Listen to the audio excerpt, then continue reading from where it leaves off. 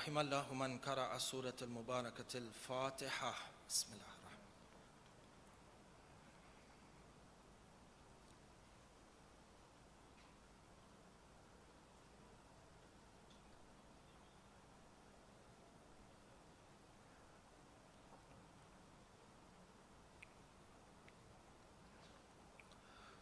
أعوذ بالله من الشيطان اللعين الرجيم. بسم الله الرحمن الرحيم. الحمد لله بارئ الخلائق الأجمعين باعث الأنبياء والمرسلين، ثم الصلاة والسلام على أشرف الأنبياء حبيب قلوبنا وشفيع ذنوبنا أبي القاسم محمد. اللهم صل على محمد وآل محمد. ثم الصلاة والسلام على أهل بيته الطيبين الطاهرين المعصومين المظلومين، سيما ولي الله الحجة ابن الحسن صاحب الأمر والزمان. اللهم صل على محمد وآل محمد. روحي وأرواح العالمين له الفداء، ولعنة الله على أعدائهم أجمعين من الأولين والآخرين إلى قيام يوم الدين. أما بعد. أحبائي, continuing with our discussion on Yawmul Qiyamah, our main theme, understanding human psychology in terms of understanding and evaluating human behavior on the Day of Judgment through the Quran, a Quranic analysis. And within this main topic, there are a number of subtopics that we have covered. The first subtopic, by way of summary, is that we showed the importance of Yawmul Qiyamah as a central message by the Ulul Azam prophets.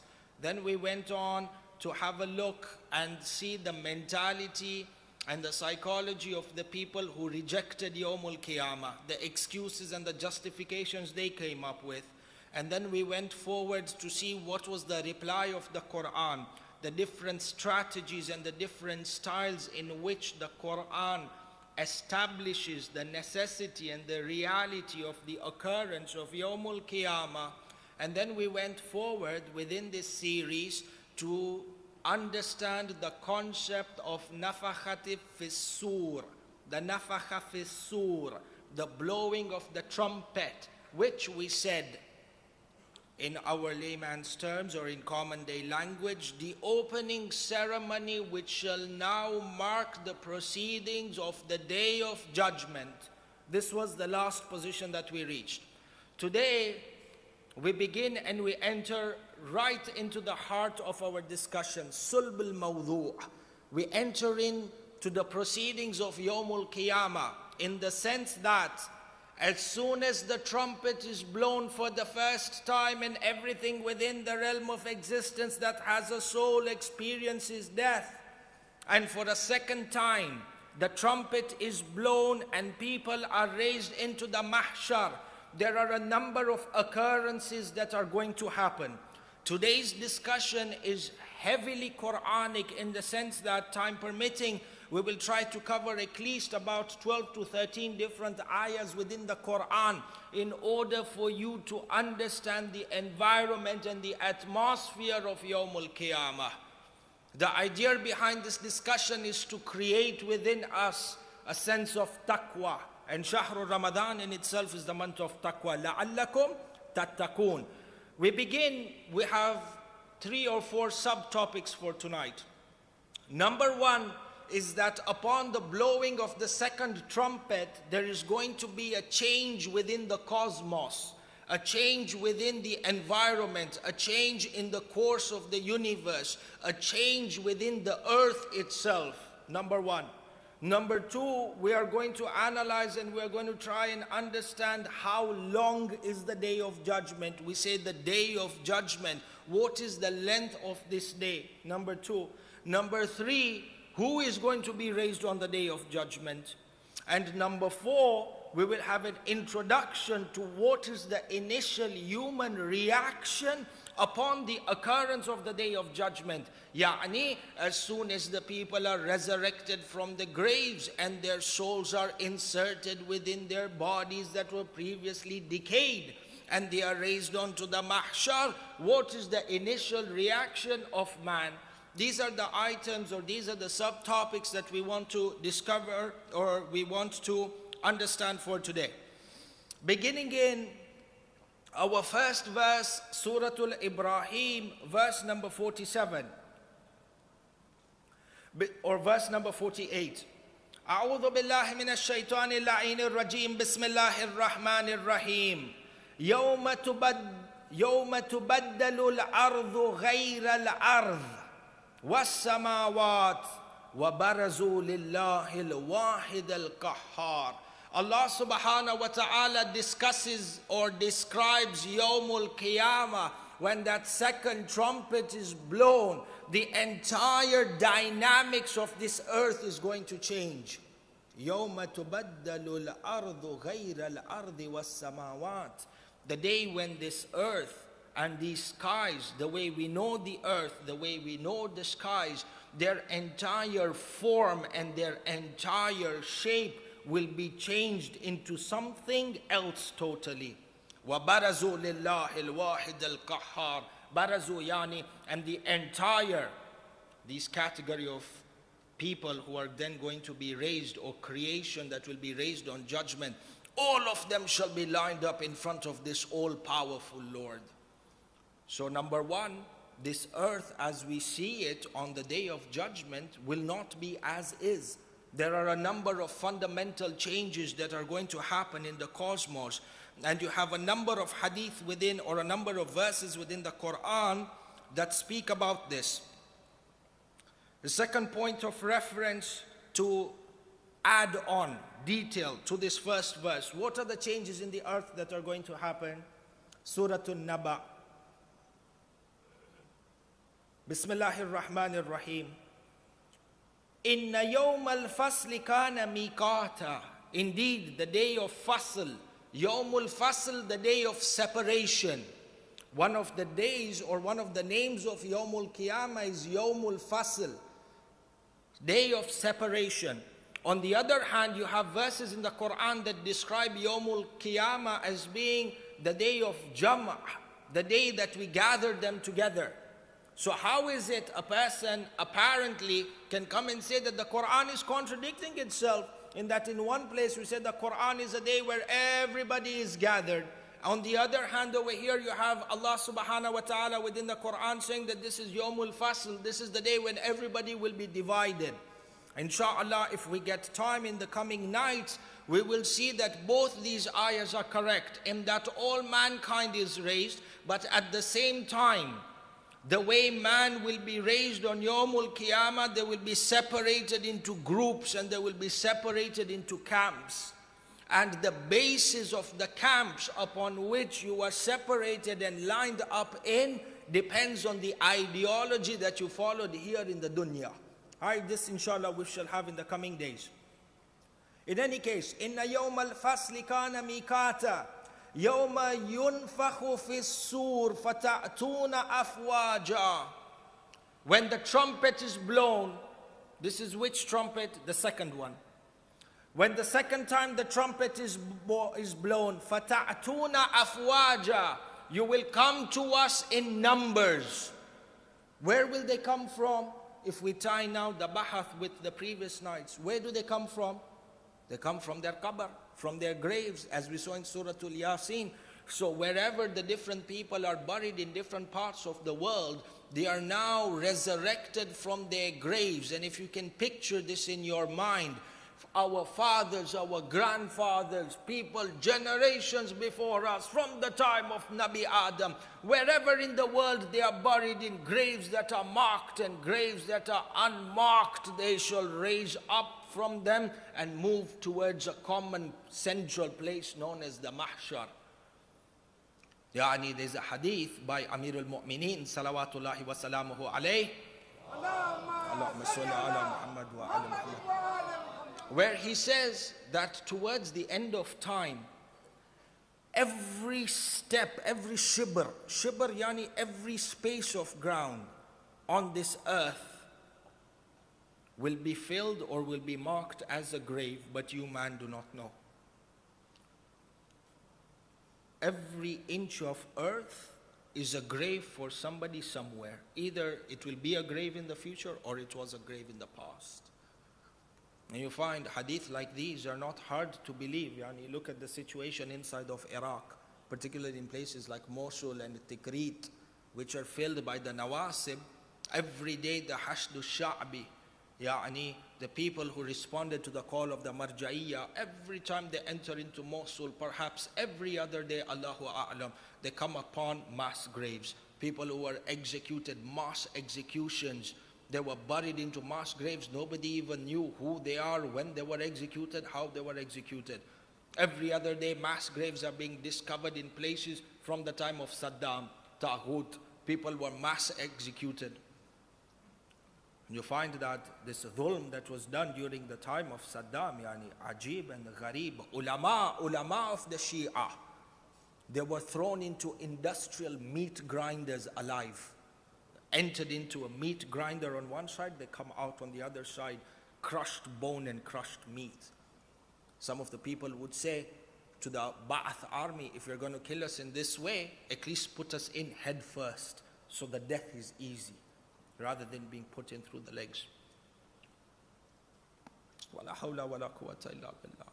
Look at this sect of ours, the Shia. We're the most oppressed sect in the history of humankind. Our imams and the followers of Ahlul Bayt, no other religious entity has been persecuted in the way that the Shia has been persecuted.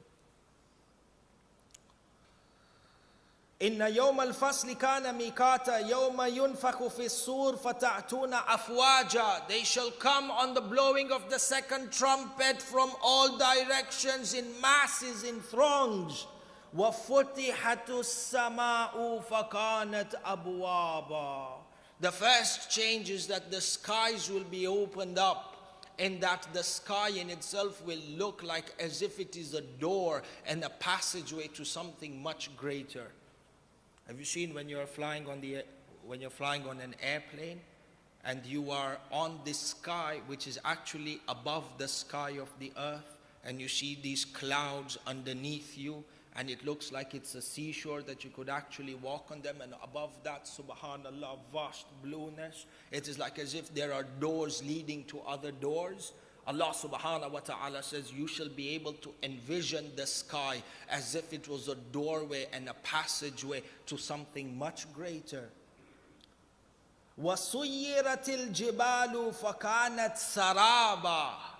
The mountains shall come crushing down, and the mountains will be made into crumbs and into dust, such that a mountain in itself will look like a mirage. You go closer to it, you see it's not a mountain, it's something further. Have you seen when you're traveling on a straight road on the tarmac and you think that you have a mirage, a pool of water? The closer you get, the further that it seems. Allah subhanahu wa ta'ala says the mountain seems like a mirage, a reality which is not actually a reality. Imagine Mount Kenya or Longonot being a mirage. What change within the cosmos has occurred over here? وَسُيِّرَتِ الْجِبَالُ فَكَانَتْ سَرَابًا إِنَّ جَهَنَّمْ كَانَتْ مِرْصَادًا. And the flames of Jahannam are leaping and burning in front of you. And you find that these change in the cosmos, the hadith or the verses of the Quran are numerous. إِذَا زُلْزِلَتِ الْأَرْضُ زِلْزَالَهَا. The earthquake in which everything shall come shattered down. Imam al-Sajjad, salawatullahi wa salamuhu alayhi.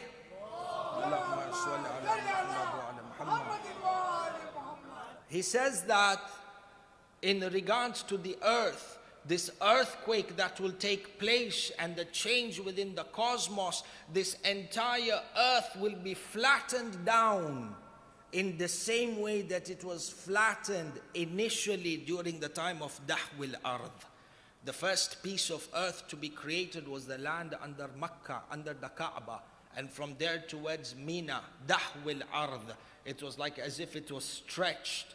And you find that there is a lot of scientific basis on Dahwil Ard. You know how they say that in regards to the creation of the earth, there was this constant expansion of matter. This is a reference in essence to Dahwil Ard, expansion of the earth. But this expansion started from a central piece of earth, and that is the earth underneath the Kaaba. And you find that within the Quran there are a number of signs when the stars will collide with each other. And you have another over here in Surah Al-Qiyamah. Bismillahir Rahmanir Rahim. فَإِذَا بَرِكَ الْبَصَرُ وَخَسَفَ الْقَمَرُ. Verse number 7, 8 and 9 for Surah Al-Qiyamah. وَخَسَفَ الْقَمَرُ. The day of judgment when the moon shall be in a form of eclipse. وَجُمِعَ الشَّمْسُ وَالْقَمَرُ. The sun and the moon as two planetary bodies shall come together to be one. Yani the entire way in which this solar system works will be disrupted. And there is a hikmah behind this disruption, The same Allah subhanahu wa ta'ala who is the creator of a system of cause and effect is the same Allah who is qadir to change this system of cause and effect. Sometimes, unfortunately, the atheistic mind cannot see past the system of cause and effect.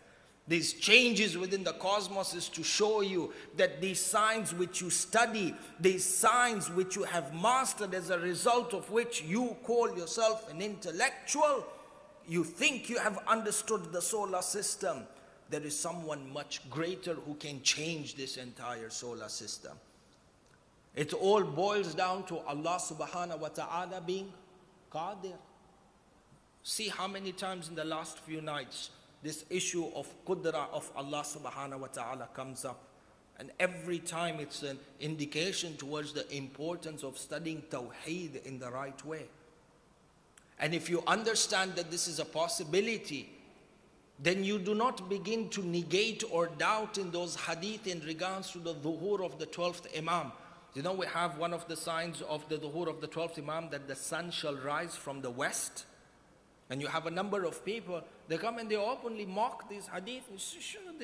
This is all superstition and exaggeration which is put in the hadith. Logically speaking, look at the solar system. How can the sun ever rise from the west? The earth rotates in a certain manner, revolves around the sun in a certain manner. How can the sun rise from the west? It doesn't make sense. They go and they dismiss the hadith. Ya akhi, if you use the Quran as a basis, on the day of Qiyamah, Allah subhanahu wa ta'ala shall place the moon and the sun, two planetary bodies, join them together. The same Allah who can do this on Yawmul Qiyamah, He cannot make the sun rise from the west before Yawmul Qiyamah? Of course He can. وَخُسِفَ الْقَمَرُ وَجُمِعَ الشَّمْسُ وَالْقَمَرُ. These are an example of the changes within the cosmos, the clashing of the stars and the coming together of the sun and the moon and the crumbling of the mountains, and the earth is made into one super flat plane. And it is in this environment that you are now coming out of your qabr. Sallu ala Muhammad wa ala Muhammad. If you contemplate on the 30th juz of the Quran, inshallah, those of you who are doing Khatmul Quran in Shahr Ramadan or read Quran throughout the year, make a note of these ayahs that are in the 30th juz that speak about Yawmul Qiyamah and the change in the cosmos. You find there's an entire network. In any case, this was number one. Number two, how long is the day of judgment? Yawmul Qiyamah. We need to know details so that we can prepare ourselves for how long this day is. Surah Al-Ma'arij, verse number 3. Allah subhanahu wa ta'ala says, Bismillahir Rahmanir Rahim, Ta'rujul malaikatu war-ruhu ilayhi fi yawmin kana miqdaruhu 50,000 sana.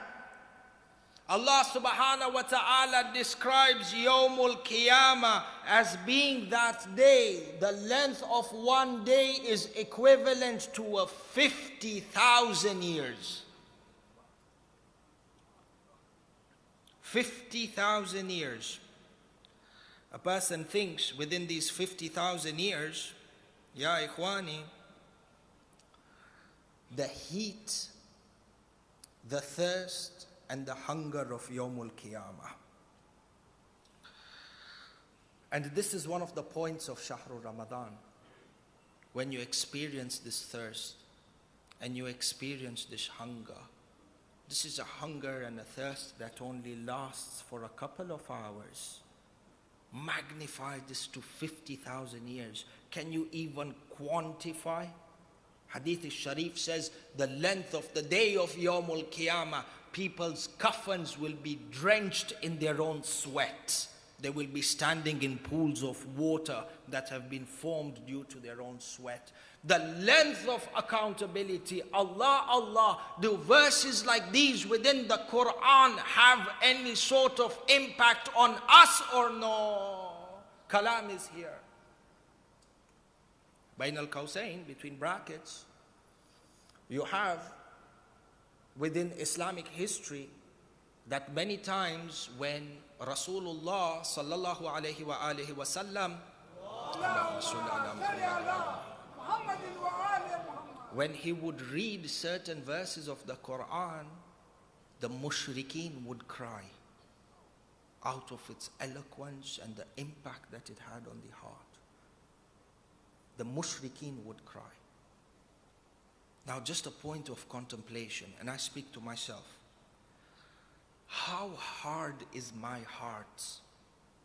Despite being a Muslim in my life, I have never wept over one verse of the Quran. And over there, mushrikeen were weeping over the Quran. Do I deserve to even call myself Muslim to begin with when I'm not even touched by the verses of the Quran? This is one. And then number two, what impact, what have I done in my life such that my heart has become so hard, such that even the verses of the Quran cannot initiate change in me? Now you have to come into the tafsir of Dua Kumail. Amir al-Mu'mineen salawatullahi wa salamuhu alayhi. Allahumma salli ala Muhammad wa alayhi. اللهم اغفر لي الذنوب التي تحتك العصام اللهم اغفر لي الذنوب التي تغير النعام. Ya Allah, forgive me all those sins that break my isma, my strength and my resolve to not sin.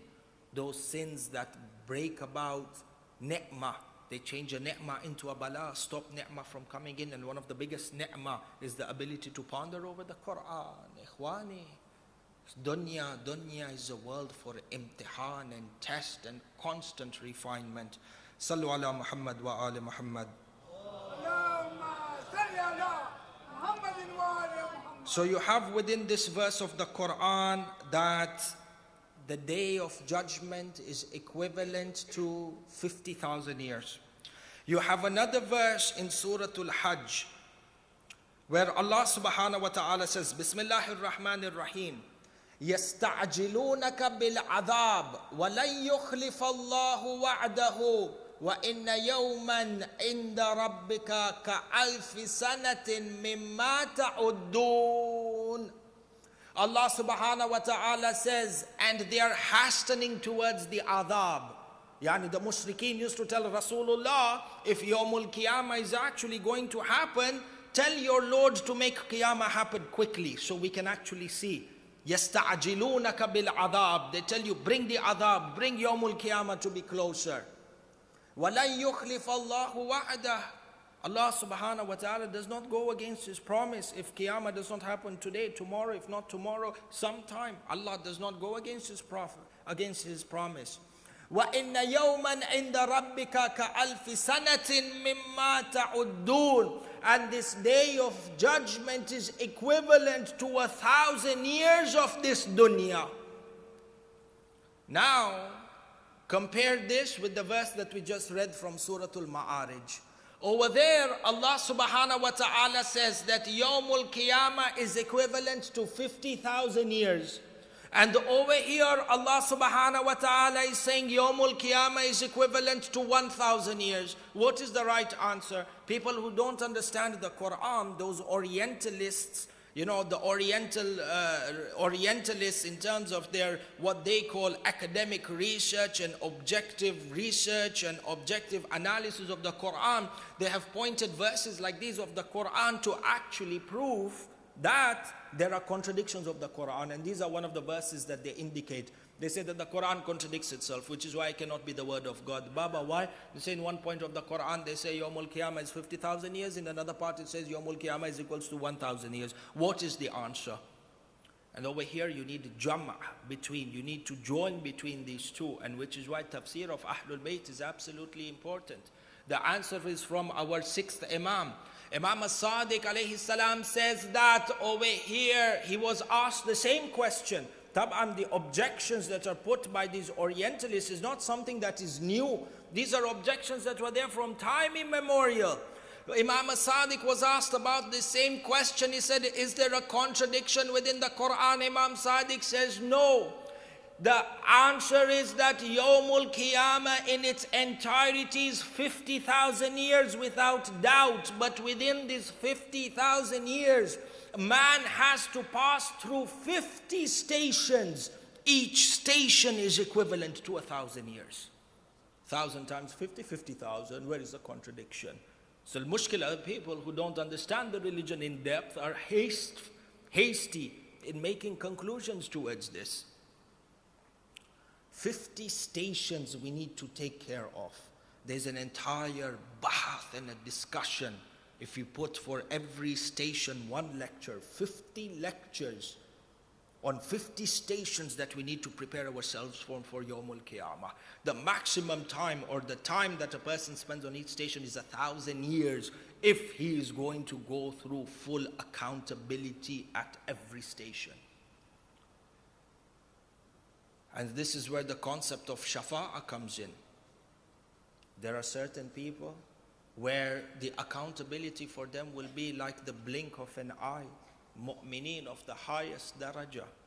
And there are those people who are in between, followers of Ahlul Bayt, but also committed sins. Depending on the extent of their sins, maybe they will stand in the mahshar for 1,000 years, maybe for 10,000 years, maybe for 12,000 years before the shafa'ah is actually granted to them.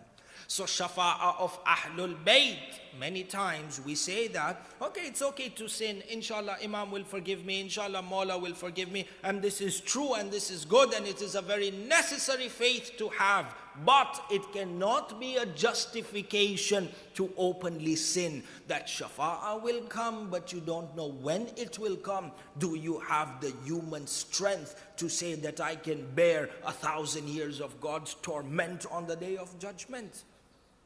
This in itself is a type of arrogance. Person has to be mindful of accountability. The length of the day of judgment. Sallu ala Muhammad wa ala Muhammad.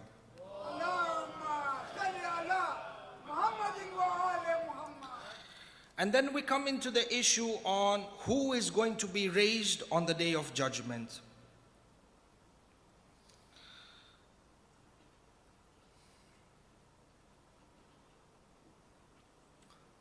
So you have understood the change in the cosmos, number one. Number two, the length of the day of judgment. Number three, who is going to be raised on the day of judgment?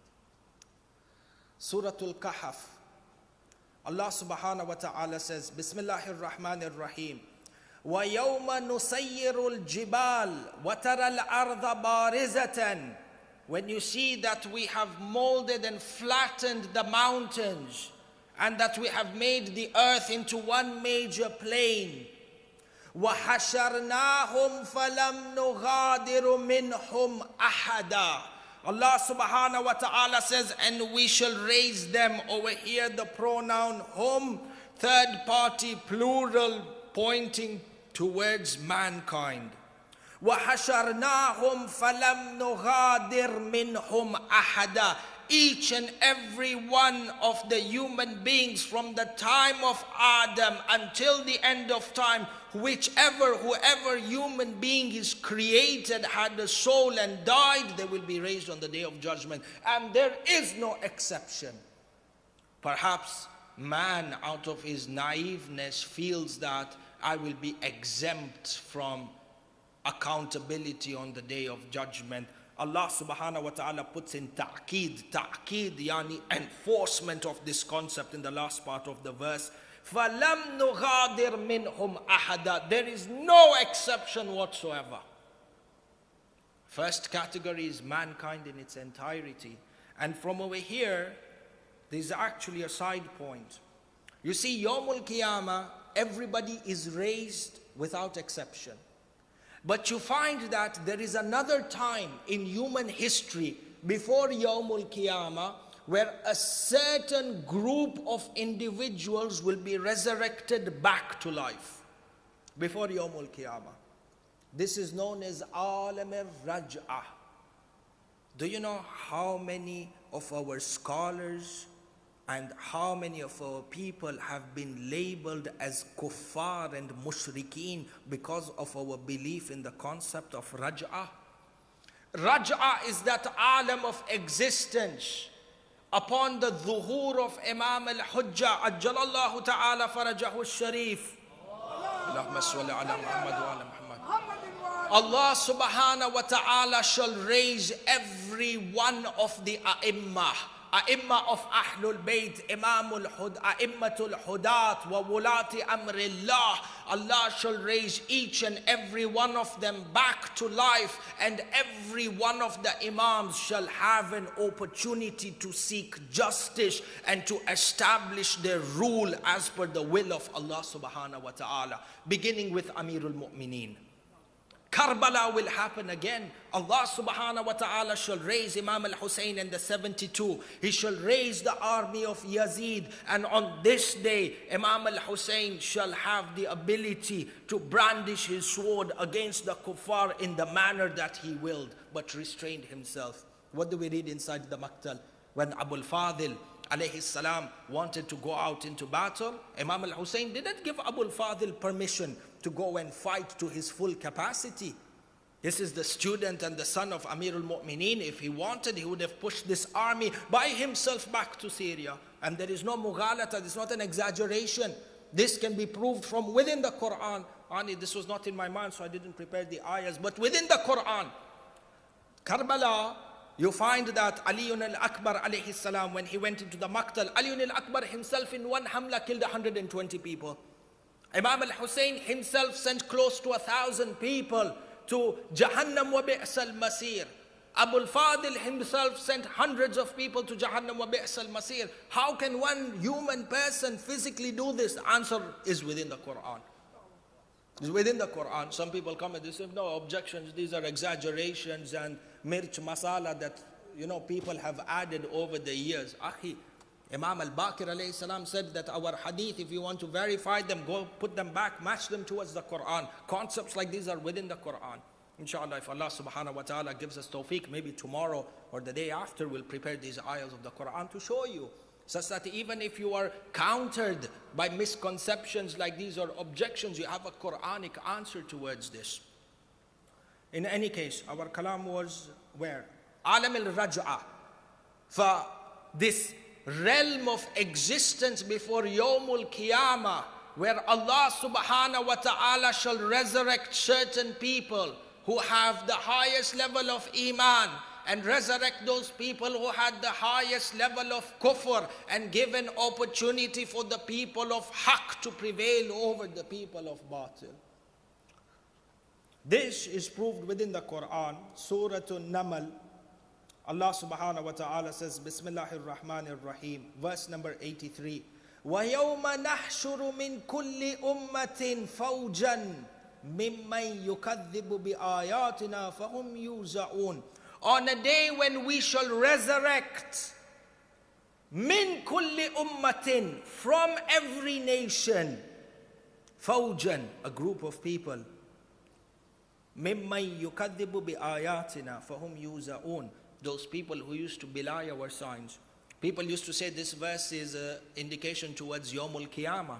But if you look into the verse more carefully, wa yawma nahshuru, on the day that we resurrect, min kulli ummatin, The word over here is min. Min kulli ummatin fawja. Yani from every nation we will raise some people. Min in Arabic, adawat tab'id. Yani for ba'd, selected group of people. So you had the Amma who used to come and they used to tell us that this verse is actually talking about Yawmul Qiyamah. But you said on Yawmul Qiyamah, a certain group of people resurrected or all people resurrected? All people resurrected. Over here the verse of the Quran is saying, some people are resurrected. How can we say Yawmul Qiyamah, some people are resurrected? So this verse is not in accordance to Yawmul Qiyamah. This verse talks about Alam al-Raj'ah, which is why it's very important when you recite your ziyarah for Imam al-Hussein and you say, Ya laytani kuntu ma'akum fa'afuza fawzan azima. Ya laytana, I wish, tamanni, I wish I was there with you, such that I could have gained the highest level of success. You think this is just an emotional statement within a ziyarah that has no basis and no context? Absolutely not. If you are truthful in your lifestyle and you are truthful in this tamanna and you are truthful to the cause of Imam al-Hussein and your sentiments are genuine that you would have wanted to be with him, Allah subhanahu wa ta'ala will raise you in Alam al-Raj'ah to be on the side of Imam al-Hussein.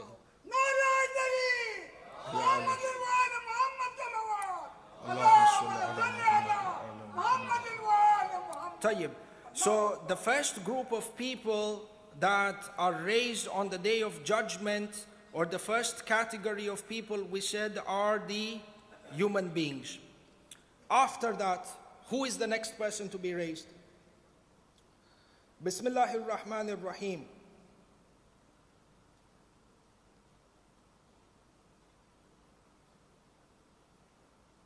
Surah At-Takwir.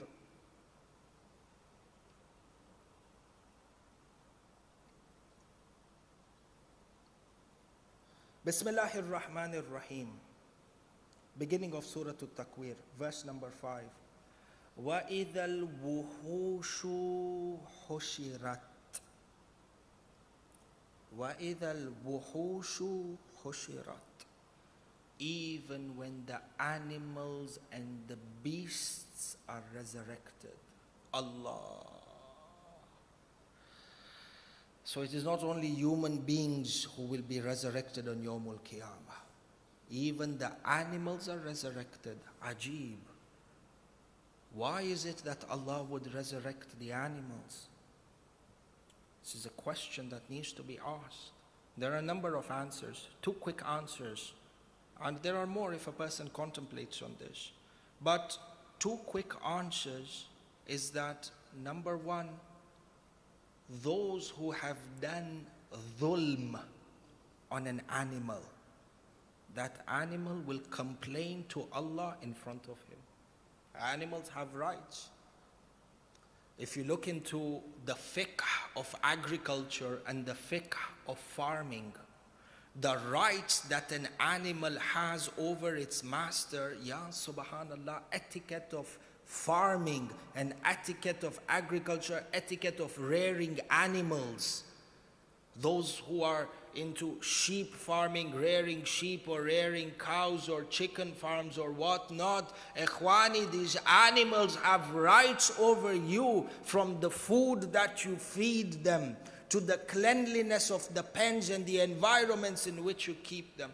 So a person who doesn't believe in Allah subhanahu wa ta'ala can laugh and mock us. You know how the animal, the chicken and the cow and the sheep will complain against us. This is why Iman. This is a creature of Allah subhanahu wa ta'ala. Now, ma'adri, you add this hukum to those who torture animals, who are poachers, and they go and they extract their tusks and their claws, and the animal is put in this net or in this entrapment where it dies after severe torture. Allah subhanahu wa ta'ala is just. All these people are responsible.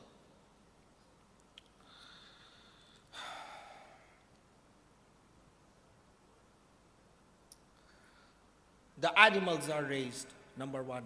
Number 2, or number 1, the mankind is raised. Number two, the animals are raised on the day of judgment. Halal food. Those of us who consumed haram food, that one which is not done by dhabiha, Allah subhanahu wa ta'ala will bring that animal that was slaughtered in a manner which was non-halal. When Allah will ask a human being, did you eat food that was haram? The human being will lie. We have this entire bahath of how Allah will speak to mankind and what mankind's reply will be. Human being, even on the day of judgment, bila sharam, bila haya bani Adam, he will even lie to Allah. Nar Jahannam is in front of him. He will still lie to Allah subhanahu wa ta'ala. No, I didn't do this. So Allah will bring proof, hujjah, proof, bring. Did you eat halal meat? This day, fulan day, you were eating meat that was haram. In your businesses, you were telling people that the meat that you are selling is halal. In essence, it was haram. Person would say, Ya Allah, no, I didn't do that. Bring that animal that was slaughtered in a non-halal way. That animal will testify, Ya Allah, I was slaughtered in a manner that was haram and this person consumed me. This is deen. This is not a joke. This is dunya. We're moving towards a reality. Animals, so human beings, animals, number two. Number three, Bismillahir Rahmanir Rahim. Surah An-Naba, verse number 38. يَوْمَ يَقُومُ الرُّوحُ وَالْمَلَائِكَةُ صَفًّا لَا يَتَكَلَّمُونَ إِلَّا مَنْ أَذِنَ لَهُ الرَّحْمَنُ وَقَالَ صَوَابًا. The day that even the ruh, تَنَزَّلُ الْمَلَائِكَةُ وَالْرُوحُ, this ruhul a'zam, on the day that this great angel or the greatest of angels, this ruh, there's a lot of work and there's a lot of bahath discussion on what this ruh is. In any way, when this grand ruh and when the malaika, the angels are raised and they will be put in ranks, saffan, in lines, la yatakallamun, none of us are speaking except with the permission of Allah subhanahu wa ta'ala. Now look at the population of the mahshar and the diversity of the mahshar. You have the entire human population from Adam until God knows when. On top of that, you have all the animals that were created from the time of Adam until now. Those animals that were in the safina of Nabi Nuh and. On top of all this, you have the malaika resurrected. What is the purpose of the malaika? This in itself is a different bahath. Why the malaika were raised and what their duty is. But one duty of these malaika and one group of malaika which you need to be absolutely sure that are going to be raised, the ones that are sitting on our right and our left shoulder, the one who are responsible for recording every deed that we have done. Yawmul Qiyamah, they are all lined up within the heavens. Go and give that human being, the one you are in charge of, their books of a'mal. Allahu Akbar. وَإِذَا الصُّحُوفِ نُشِرَتْ صُحُفِ الْأَعْمَالِ. When the book of deeds are given to us. What is going to be the reaction of man when this book of deeds is given? This is again, inshallah, the debates that are coming. Sallu ala Muhammad wa ala Muhammad. So how many categories of creation we have so far? 3. Human beings, animals, and malaika. Number 4. Suratul Ahqaf. Allah subhanahu wa ta'ala says, starting from verse number 29. Bismillahir Rahmanir Rahim. وَإِذْ صَرَفْنَا إِلَيْكَ نَفَرًا مِنَ الْجِنِّ يَسْتَمِعُونَ الْقُرْآنَ فَلَمَّا حَضَرُوهُ قَالُوا أَنْصِتُوا فَلَمَّا قُضِيَ وَلَّوْا إِلَىٰ قَوْمِهِمْ مُنذِرِينَ. Allah subhanahu wa ta'ala says, when we sent down a group of the jinn to you, Ya Rasulullah, jinn is a reality. You know, many times we have this element, if somebody is overcome, Allah subhanahu wa ta'ala keep you and your family safe. But if they are overcome with jinns or have encounters with jinn, superstition and this is belief from the time of Baba Bana Adam and this and that. Ya akhi, jinn is a reality. Sahih, there is a very fine line between superstition and belief in the existence and the effect that species such as jinn can have on us. Correct, there is a line. needs to be drawn and they needs to be defined. Remember, there was some time back within one of the towns that there's a person and genuine medical case, miskin, suffering from issues of dementia. They went and they blamed him that no, he's suffering from jinn and he needs this ta'weed and that ta'weed. Ya akhi, ta'weed in its place, belief in jinn in its place. But we cannot discount sometimes that there are mental medical problems that people suffer from and they need due treatment for that. Same thing with person being schizophrenic or whatnot. In any case, this in itself is a different topic. But the reality of jinn as existent species created by Allah. Allah subhanahu wa ta'ala sent a group of the jinn to listen to the Holy Prophet while he was reciting Quran. And so the jinn believed, they listened, and they believed in the word of Allah, and they returned back to their own qawm. They returned back to their own communities in order to be propagators of the message. So from amongst the jinn, you have those that are Muslim, believers, and you have those that are not. Refer back to Surah Al-Jinn in its entirety. We even have that one of the wukala of Amirul Mu'mineen, one of the wakils of Amirul Mu'mineen in the alam of the jinn. Even he has representatives in the alam of the jinn. Yani even the jinn, upon them is the wilaya of Amirul Mu'mineen and the wilaya of Ahlul Bayt. Have you been to Masjid al-Kufa? In Masjid al-Kufa there is the main entrance known as Babu Thu'ban. Babu Thu'ban, what is the story behind Babu Thu'ban? One day Amirul Mu'mineen, our time is up and subhanallah. Anyhow, in one of the incidents is Babu Thu'ban, Masjid al-Kufa. Amirul Mu'mineen once was sitting on the mimbar and he was delivering a khutbah, and there happened to be a python that crawled into the mosque. You're not talking about some pansy grass snake that here and there. It was an actual python. It crawled into one of the cracks from the mosque, and subhanallah, Samahti Sheikh also is from Najaf al-Ashraf. May Allah subhanahu wa ta'ala grant him a long life, and he's studying there. Those of us who have lived in Najaf know that you have subhanallah all type of insects and crawly things inside of Najaf al-Ashraf. But in any case, we had this snake, python, crawl into Masjid al-Kufa. It crawled up towards the mimbar. Amir al-Mu'mineen was giving a khutbah. People stood up, including Ibn Abbas, somebody with their staff. They want to chop at the snake and the others are running away. Amir al-Mu'mineen said, no, leave it. The snake crawled up the mimbar. Amir al-Mu'mineen put his ear by the mouth of the snake. A conversation happened between Amir al-Mu'mineen and the python.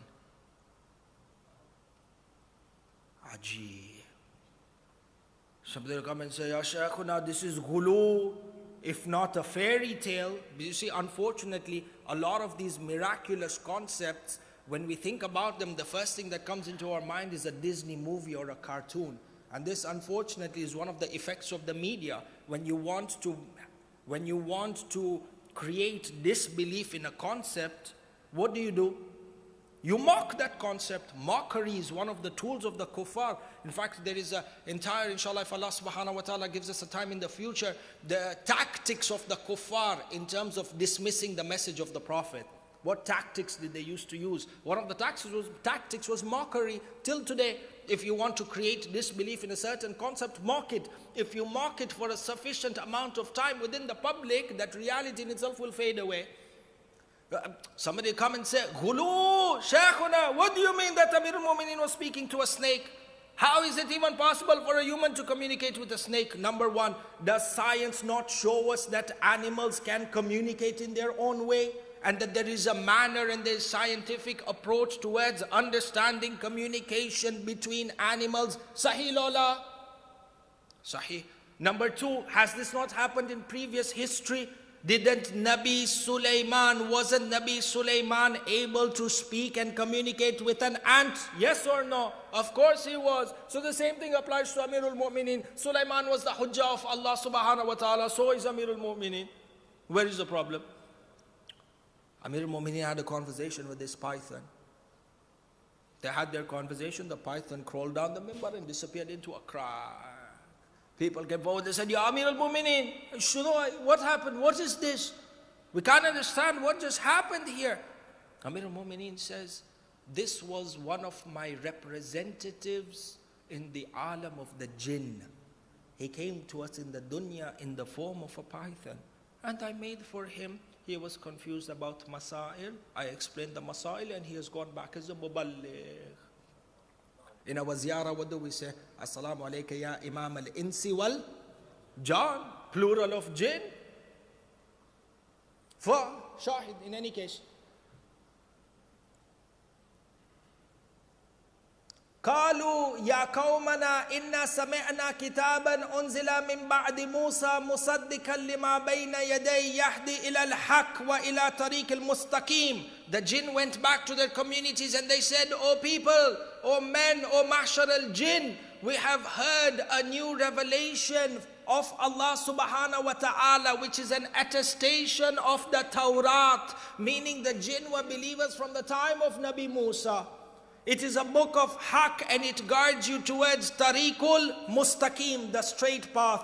Ya qawmana ajibu da'i Allah wa aminu bi. O qawm, O our people of jinn, our community of jinn, answer the call of Allah and believe in Him. Yaghfir lakum min dhunubikum wa yujirkum min adhabin alim. If you believe in the message of this Lord, you will be saved from the punishment of the day, or you will be granted salvation on the day of great adhab. Yani which day? Yawmul Qiyamah. Yani even the jinn are raised on the day of judgment. This is our state in the mahshar. We have between us human beings, animals, malaika, jinn, the span of a day which is equivalent to 50,000 years, when the entire cosmos is changed. Sallu ala Muhammad wa ala Muhammad. I know our time is up. If it is not too taxing and you still have little bit time for concentration, we take 5 more minutes to analyze few more verses of the Quran. If you are in agreement, one loud salawat ala Muhammad wa ala Muhammad.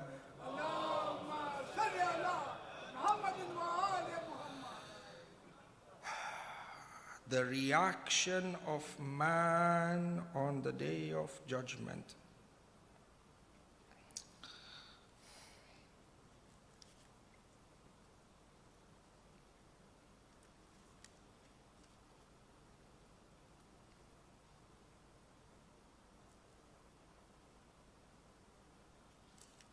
Surah Al-Hajj. Bismillahir Rahmanir Rahim.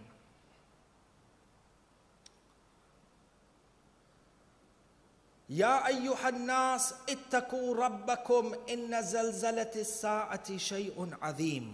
Surah Al-Hajj. And there is a philosophy, the connection between Hajj and the Day of Judgment. This is something to contemplate over. يوم ترونها تذهل كل مرضعة عما أرضعت وتضع كل ذات حمل حملها. O mankind, be careful and fear the day of judgment, a day which is so intense that if a suckling mother was to be present, even she would stop feeding her child. A day that is so great in its intensity that a mother would not be concerned to suckle her newborn child. Have you ever seen a mother with a newborn child? Is there anything in the world that can distract her from feeding her milk to her child? Abadan la. Mother gives up her sleep. Allah says the intensity of that day is that this loving mother will stop nurturing, will stop suckling her child. In fact, the intensity of the day is such that a woman who is pregnant or expecting, the intensity and the fright and the fear of the leaping fires of Jahannam, an expectant mother will give birth, yani the child will be fallen. Miscarriage. Woman just looking at the intensity of Yawmul Qiyamah will experience a miscarriage. More than that, وَتَرَى النَّاسِ سُكَرَى وَمَا هُمْ بِسُكَرَى وَلَكِنْ عَذَابَ اللَّهِ شَدِيدٌ. You will see people on the mahshar, you will think that they are intoxicated. But in reality, they are not intoxicated. The level of fright and the level of fear. Have you seen an intoxicated person? Insane, loses his sanity, doesn't know whether he's coming or going, standing or sitting, awake or sleeping. Allah subhanahu wa ta'ala says the fear on that day, man shall be as if they are intoxicated. Is there anyone to take heed and lessons from this? And over here, Ya akhi, Allah is Rahman and Rahim, huh? But it's the consequences of our actions. And this fright and this fear is as a result of the reality of accountability for the choices that we made in this life. And from all this fear and all this adab, Allah fi huquqin nas.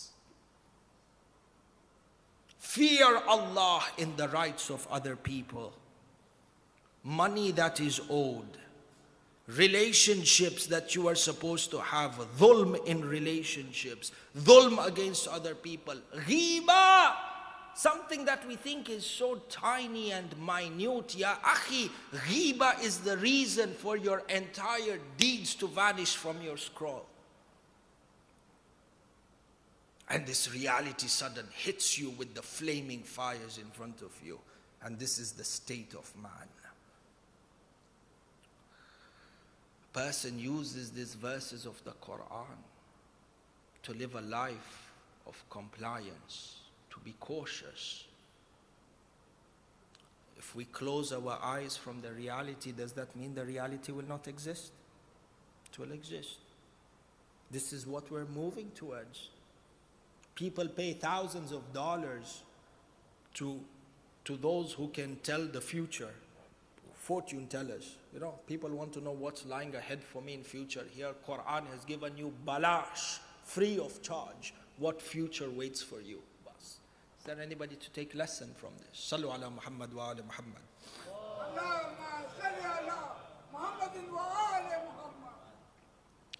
We end tonight's majlis with the dhikr, the masa'ib of Sayyidah Zainab al-Kubra.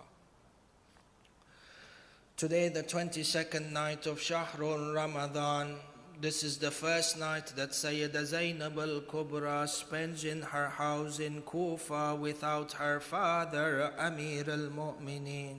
Allah. There was a special relationship between Sayyidah Zainab and Amir al-Mu'mineen. The narrations mention that upon the martyrdom of Sayyidah Fatima al-Zahra, Imam Amir al-Mu'mineen would spend a long times at the grave of Sayyidah Fatima al-Zahra.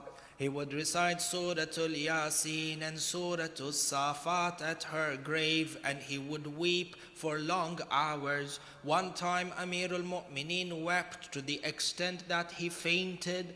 In this dream, Sayyidah Zainab or Sayyidah Fatima comes to her. She says to him, Ya Amir al-Mu'mineen, from today I do not want you to spend so much time at my grave. Allah, why? Sayyidah Fatima al-Zahra says, because our children, our children Hassan, Hussein and Zainab, Kulthum, little children, they are alone in the house. When they see that the house is empty of parents, they begin to cry. Amir al-Mu'mineen gained reconsciousness. He goes back to the house and he sees Sayyidah Zainab waiting at the door. 5-6-year-old daughter Sayyidah Zainab. She comes, she hugs Amir al-Mu'mineen. Amir al-Mu'mineen lifts her. She says to him, oh my father, I have put Hassan and Hussein to sleep and I am waiting so that I can eat with you. Allah. Amir al-Mu'mineen sits down. When he looks at Sayyidah Zainab, he remembers her mother. He remembers his wife, Sayyidah Fatima al-Zahra. Amir al-Mu'mineen begins to cry. The narrations mention Sayyidah Zainab is weeping the tears of Amir al-Mu'mineen. Allahu Akbar. I have not seen that when a death happens, that the daughter, when a death of a mother happens, that the daughter wipes the tears of the father. It is always the father who wipes the tears of the daughter, but this is Zainab al-Kubra. She takes the hand of her father and she says, here is where my mother would recite salah. Here is where my mother would be reciting the du'as. Oh my father, I have no refuge except you, Allah. And this refuge is taken from Sayyidah Zainab. Which is why the narrations mention that Imam Hussein says to Sayyidah Zainab, bid your father farewell, for indeed you will not see him for a long time. Allah, when is it when Sayyidah Zainab will meet Amir al-Mu'mineen? She will meet him on Sham-e Ghariba. Allah, Sham-e Ghariba.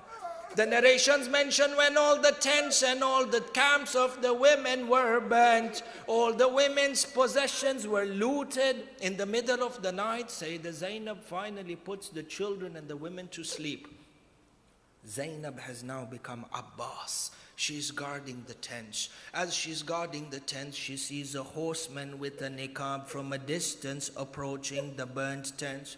Sayyidah Zainab stands up and she says to him, she thinks that she is from one of the enemies. She says to him, oh man, I beg you that the children have just gone to sleep. Do not wake them up. All our possessions have been looted and taken. If there is anything you want, you can come and you can loot from us during the daytime, but have mercy on these items. Have mercy on these orphans. Hungry and thirsty, they have just fallen asleep. The horseman doesn't listen. He continues to approach closer and closer. Sayyidah Zainab al-Kubra becomes worried. She lifts a broken spear and she says to him, oh man, I swear to you by Allah, I am the daughter of Ali. Do not approach any closer. As soon as she said this, the horseman comes off his horse. He removes his niqab. He says, my daughter Zainab, I am your father Ali. I have come here to give you refuge. I have come here to give you tasalli. Zainab, you rest today. Your father Ali will take care of you.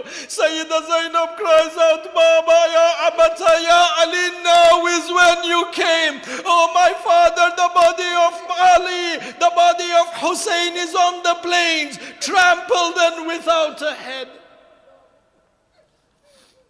Inna lillahi wa inna ilayhi raji'un wa la hawla wa la quwwata illa billah. Allahumma inna nas'aluka bihaqqi Sayyida Zainab al-Kubra. Allahumma ajil li waliyina al-faraj. We pray to Allah subhanahu wa ta'ala by the sake of Sayyida Zainab to hasten the reappearance of Imam al-Hujjah. We pray to Allah subhanahu wa ta'ala by the sake of Sayyidah Zainab al-Kubra to forgive us our sins on a night like this. We pray to Allah subhanahu wa ta'ala by the sake of Sayyidah Zainab to make us to be eligible to be from amongst the ashab and the ansar of the awaited Imam. We pray to Allah subhanahu wa ta'ala by the sake of Sayyidah Zainab al-Kubra to accept our fast in this month of Shahrul Ramadan. We pray to Allah by the sake of Sayyidah Zainab al-Kubra, mu'mineen and mu'minat who have hajat. Ya Allah, do not let them leave this place until and unless you have fulfilled their hajat. Ya Allah, mu'mineen and mu'minat who are not in the best of health, you grant them shafa'ah. Marhumin and marhumat who have passed away, Ya Allah, make their graves into a garden from the gardens of Jannah. Wa akhiru da'wana anil hamdulillahi rabbil alameen. يقول الله تعالى في كتابه الحكيم إن الله وملائكته يصلون على النبي يا أيها الذين آمنوا صلوا عليه وسلموا تسليما اللهم صل على محمد. If we can remember our marhumin and marhumat with the Surah Al-Mubarakat Al-Fatiha.